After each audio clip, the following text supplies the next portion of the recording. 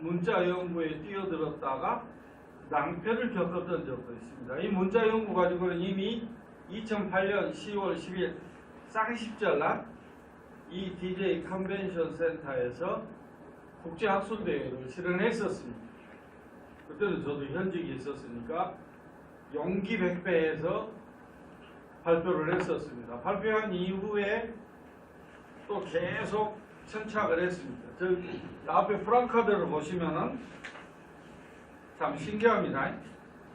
이게 문화의 그 연속성이라고 이야기하기에는 조금 무리가 있는 것 같습니다만은 소화의 문화의 적공기 옹우특기의 대흑산의 암각화 그림을 한번 보시기 바랍니다. 책에 있는 자료집입니다. 거기에 보시면은 하이 암각화 문자가 새겨졌는데 그 문자가 뭐로 되냐면은 동그라미와 직선으로 되어 있는 문자입니다. 여기에 우리 김창주 사무총장님이 프랑카드를 했는데 신기하다. 왜 저걸 동그라미와 선으로 했을까? 이게 무슨 코드가 연결되어 있는 거라니까 절대 사전 모의한 적 없고 저는 일 맡기면 간섭을 100% 안 합니다. 왜냐하면 절대 저를 우리 학회를 위해서 도와주시는 분들을 티끌만 치라도 이게 영역을 침범해서는 안 된다는 게 제 연구 철칙이고 제 생활 철학입니다. 근데 이렇게 해오셨더라고요. 아, 신기하다. 그러면 이 동그라미와 원과 선은 무엇을 의미할까요? 또 오히려 우리 사무총장님한테 물어보려고 그랬어요. 참 전문 양반이 기특하기도 하고 어디서 봤다냐. 나만 뭔지 알고 혼자 잘난 줄 알았더니 이 양반은 나보다 더 많이 알고 있네. 그러니까 고대의 문자가 등장할 가능성이 이미 여기 보면 나와 있죠. 5,500년 전, 4,200년 전에 있었다라는 이야기입니다. 있으면 안 된다는 법은 저한테는 통하지 않습니다. 왜? 저는 중국의 역사학 박사입니다. 일본의 역사학 석사입니다. 지도받지 않아도 충분히 증명할 수가 있습니다. 이게 문자로 가지 않았다고 누가 맡겼습니까? 왜요? 중국의 고문자 학자, 암각화 전문가가 이게 중국 문자의 기원이다 하고 현재 해석을 하고 있어요. 각본문보다 중국 문자의 기원을 앞당겨야 한다. 한 가지 억울한 게 있다면은 중국 문자의 문자 기원이 아니라 동아시아의 문자 기원이가 이렇게 해야 되는데 아까 우리 신부님 말씀하신 대로 속지주의로 모든 걸 해석을 하니까 중국 것이 아닌 것도 전부 중국으로 되어 있는 겁니다. 그게 중국 친구들한테 바란다면 원하는 겁니다. 지금의 중국이 있기까지에 얼마나 많은 어려움이 있었는지는 잘 압니다. 그러나 옛날에도 중국이었다고는 이제는 하지 않아야 될 때도 된 것 같습니다. 왜? 중국의 20세기에 21세기에도 가장 존경받는 정치 지도자가 두 명이 있습니다. 두 분이라고 하겠습니다. 한 분은 모택동, 한 분은 주얼레입니다. 요동 땅은 원래 조선의 땅, 당신들 나라 역사책에 써 넣으시오라고 한 거예요. 그것도 개인 회고집이나 수필집이 아니라 북한의 정식 외교 석상에서 공식적으로 이야기한 겁니다. 역사로 이야기하면 원사료입니다. 원사료. 거기서 이야기하고 있지 않습니까? 그러면은 여기에 대한 역사적인 친연관계를 주장하고 밝히는 것은 한반도에 사는 역사학자라면은 당연하게 누구나 할 수 있는 권리가 있지 않겠습니까? 적어도 대한민국의 여권을 갖고 있다면 그걸 막지는 말아줬으면 하는 바람입니다. 그러니까 제가 이제 학교에서 정년하고 밖으로 나와서 이제 거의 화려한 백수 생활을 하고 있습니다. 백수입니다. 그러니까 이쪽에 한쪽에 대학에서 잡혀있던 머리가 족쇄가 풀려나간 것 같습니다. 정말 다행이라고 생각합니다. 정신건강에도 도움이 되고요. 제 이렇게 논문을 쓰는데도 상당한 좋은 쪽으로 영향을 주고 있는 것 같습니다. 그래서 감히 10년 전에 연구를 다 맞춰놨어도 옥문이라고 주장을 못하고 흑표 문자, 홍삼 문자 하다가 이제는 착 정년하고 나니까 반년 안에 옥문입니다 라고 이야기하죠. 각골문보다 앞선 문자가 있었습니다. 자, 그럼 그 문화 주체는 누구였을까요? 그걸 뭐로 밝힙니까? 그걸 문자로 밝히면 될 거 아닙니까? 우리나라 고조선 갑골문 천부경에 있는 마지막 문자 일종무정일에 마칠 종자 보십시오. 갑골문의 종자하고 이 원으로 생긴 이 종자하고 암각화하고 같습니다. 저는 그 옥검을 실제 소장하고 있습니다. 우연일치겠습니까? 홍산문화 옥검에도 그 문자가 있고 흑표문화 옥검에도 그 문자가 있고 그리고 고조선 각골문으로 된 천부경에도 있고 그것이 또 어디에 있다?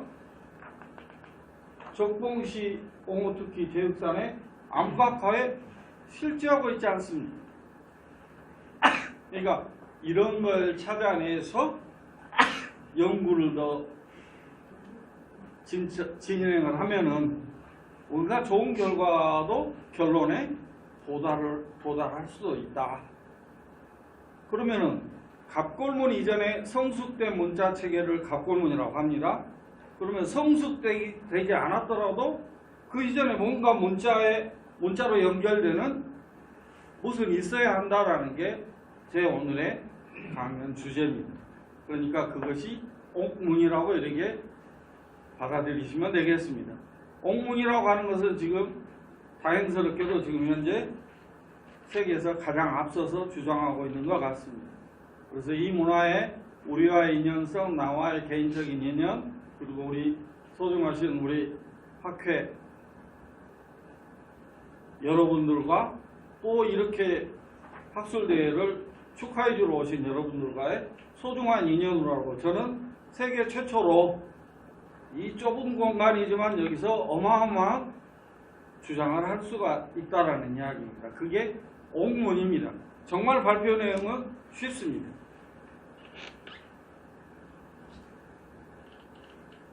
자, 이거 보시면요. 그래서 이 문자가 등장하게 되는 이 사회적 배경, 문자적 배경도 이미 충분하다. 그때 당시에 독일에도 문자가 새겨져 있었고, 그리고 이 암각화에도 문자가 새겨져 있었고, 여러분들 고려대 최광식 교수님이 경상도에 있는 암각화의 원형을 찾아서 내목으로 공식 조사를 떠났습니다. 우리나라에 있는 암각화의 원형이 어디냐 했더니 바로 이 내몽고 적봉시. 암각화의 원형이 중앙박물관에서 공식적으로 발표를 다 한 겁니다. 암각화의 원형이 거가 있다. 그러면 암각화만 연결된 게 아니라 또 다른 뭐도 연결되어 있다? 회화적인 연결이 아니라 문자적인 연결도 가능한 거예요. 왜? 중국의학자가 여기 보호 문자이거나 기호 문자여도 좋습니다. 왜? 혼자를 문자로 가게 되니까. 한자의 기원이 갑골문으로 알고 계시는데 그 갑골문의 기원이 어디서 연유할 수 있다? 이런 쪽에서 연유할 수 있다.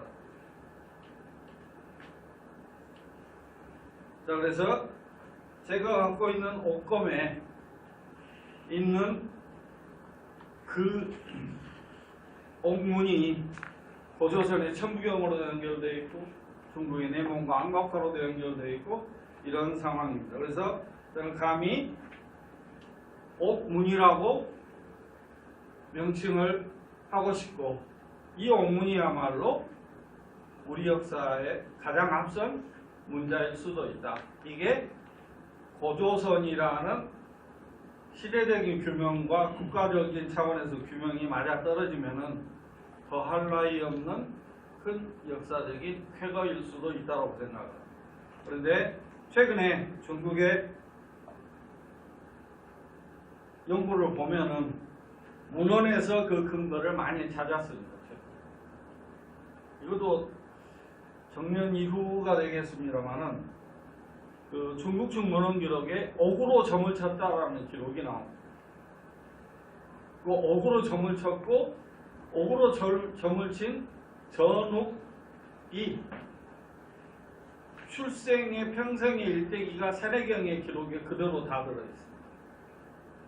그럼 전욱의 일대기가 왜 출생부터 성장부터 활동부터 묻혀있는 장기까지 왜 설명이 다 산해경에 있을까? 라는 큰 의문이 있습니다. 그런데 그 전욱이 천문을 관측하고 천문 5성을 관측해서 관측한 기록이 조선 세종조의 이순지가 쓴 천문유초의 기록으로 나와 있습니다. 이걸 천문학적으로 입증을 한 겁니다. 우리나라의 천문학 쪽에서. 그러면은 이 전욱 임금이 5성을 관측했던 기록이 한국에만 있냐? 아닙니다. 중국 측 기록에도 있습니다. 그러면은 이 인물은, 전욱이라는 인물은 뭡니까?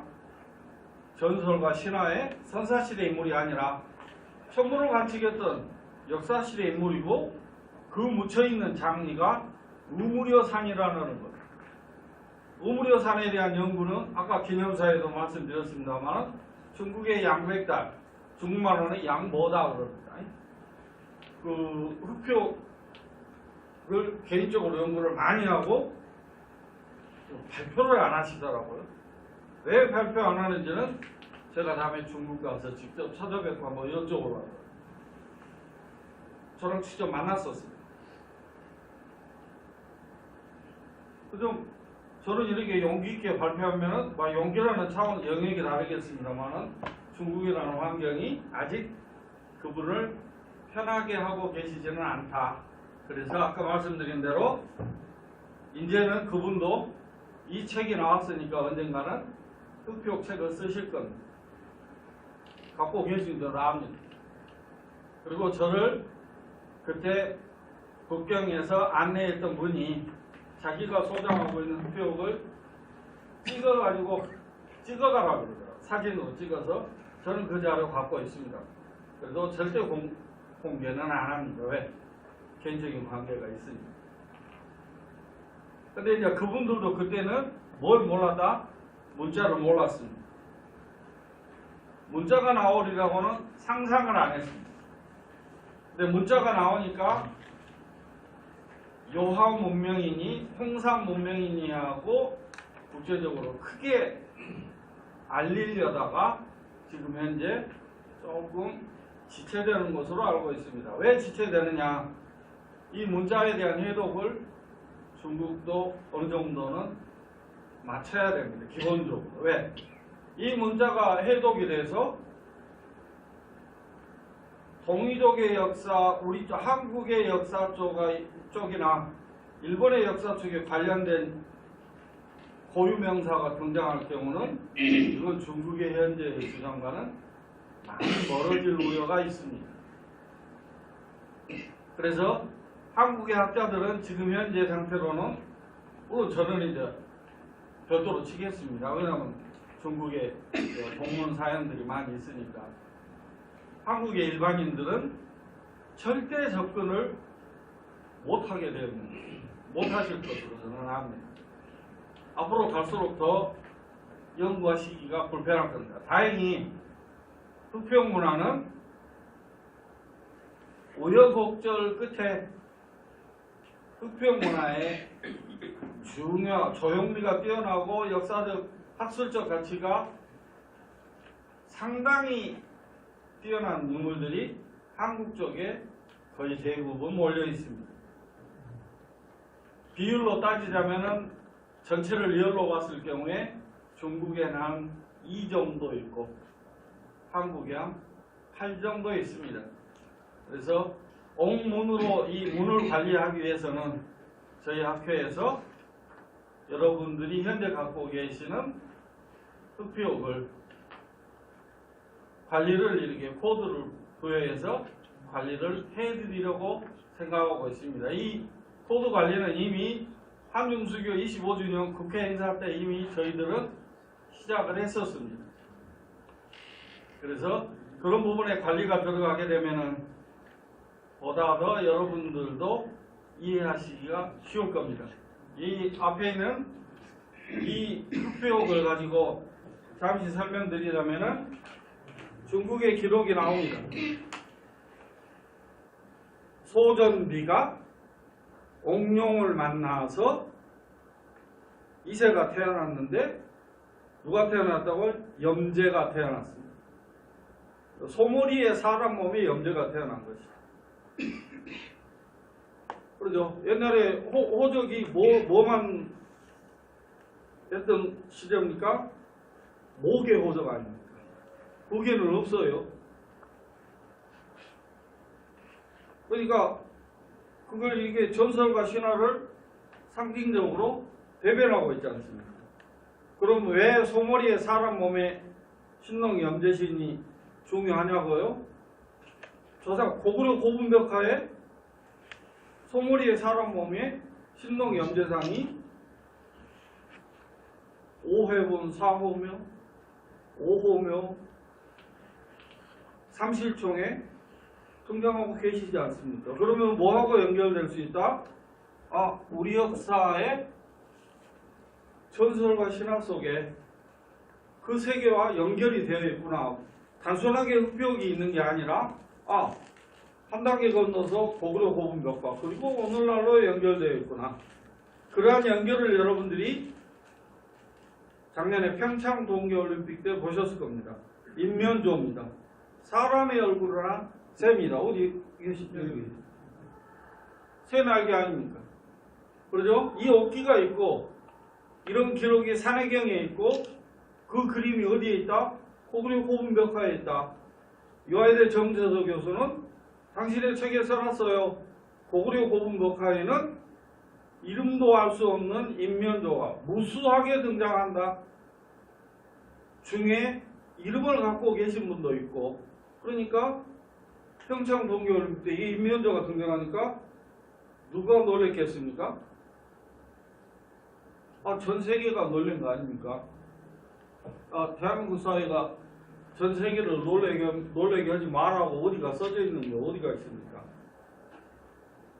왜 대한민국의 문화수도 광주라고 알고 있는데 과연 문화수도인지는 다시 한번 반성하고 돌아보면서 이 김대중 컨벤션 센터에서 이런 옥문화, 동아시아 옥문화 연구학회 출범을 기념하는 학술대회를 열게 된 것도 무한한 영광이고 사실 여러분들이 잘 아시겠습니다만 학회에 소속된 분이 각자 십시일반에서 지금 현재 이게 하고 있는 겁니다. 단 한 명의 예외도 없이 전부 십시일반 합니다. 부족하면 몸으로 때우고도 있습니다. 저 같은 경우는 여력이 많지 않으니까 몸으로 많이 때우는 회장입니다.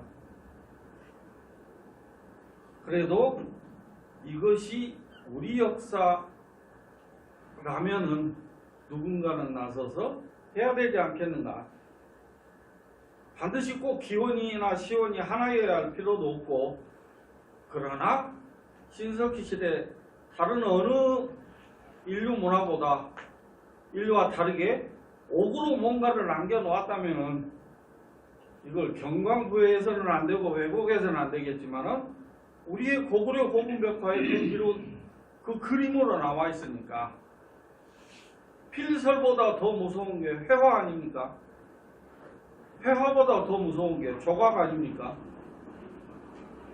무엇 가지고 우리 역사를 증명하시려 하십니까? 저희들은 앞만 보고 달려온 지가 벌써 몇십 년입니다. 그러니까 여러분들의 많은 관심과 격려와 따뜻한 애정이 정말 필요하다고 이렇게 생각합니다. 제 이야기 마치도록 하겠습니다.